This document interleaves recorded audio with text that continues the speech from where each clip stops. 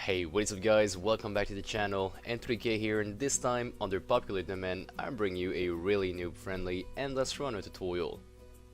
Let's have a look at the product we're going to be making under only 14 shorts episode. So we've got this nice menu scene over here. It's a really simple menu scene. We've got the high score displaying. This is saved to the registry. And when we press play, we actually launch the content of the game. We have a short camera animation at the beginning, and then we rack up some points as we dodge obstacles. So let's go ahead and show this. As you can tell, this is a simple game scene. We have a nice animation at the beginning, and then we're racking up points as our player is dodging those obstacles. And it also gets a little bit harder over time because you get a speed increase every 10, then 20, then 40 points, 80, 160, and then so on. Simple enough, right?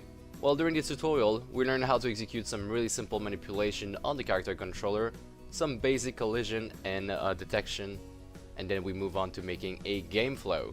Alright guys, so let's get started.